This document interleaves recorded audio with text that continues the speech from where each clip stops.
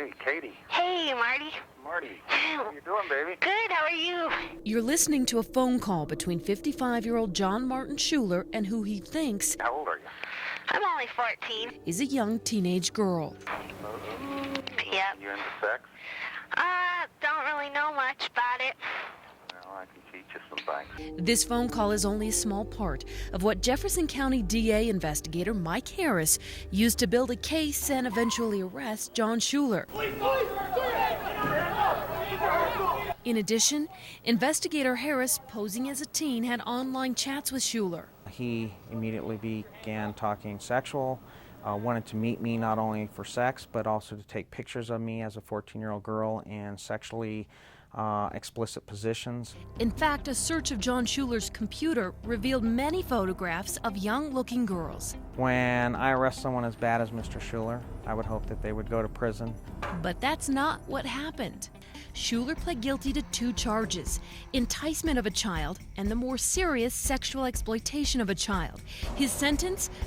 Probation and community corrections, meaning Schuler will spend a maximum of 2 years living at an unsecured facility that allows him to come and go. I don't think it's fair. This is one of Schuler's victims. Angered by Judge Ruth Ann Polidori's sentence, she and her mom agreed to talk. Truthfully, don't think thinks he's done anything wrong, and is probably right now grinning at our system and thinking it's an enormous joke. A joke, she says, because Schuler is not behind bars, even though historically people convicted of his crime do prison time. Psychologists who evaluated Schuler labeled him as a high risk to reoffend. And remember the phone call. Listen closely. I've done it before. He's admitting to more than one victim. If it's cool with you, it can be cool with me.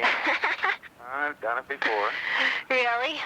But you've got to be totally keep it to yourself. And we felt that that portion of the tape really underscored Mr. Schuler's problems, his dangerousness to the community and obviously to young women in the community. Chrisleen Lorenz prosecuted the Schuler case and argued for prison time. Mr. Schuler deserved to go to prison. So why isn't he locked up? Judge Polidori told Fox 31 she didn't feel comfortable discussing her sentence.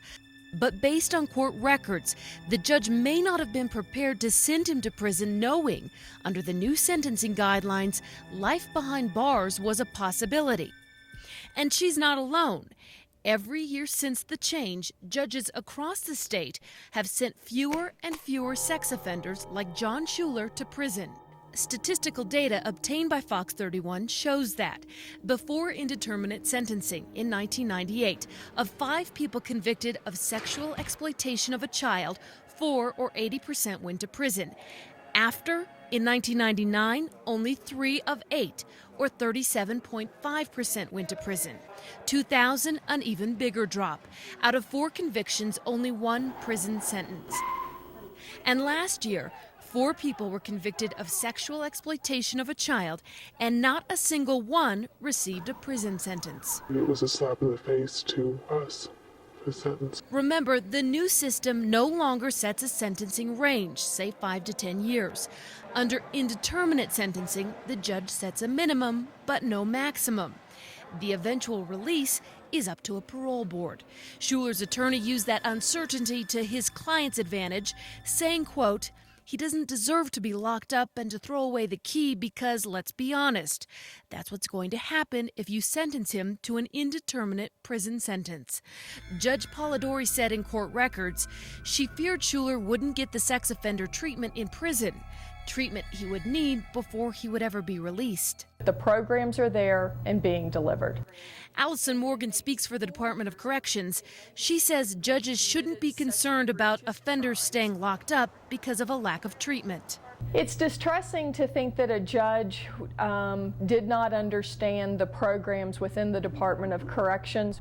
The Colorado District Attorney's Council tells Fox 31 News some control is lost in the new sentencing system, and some judges might not like that. So what does this mean for you and me?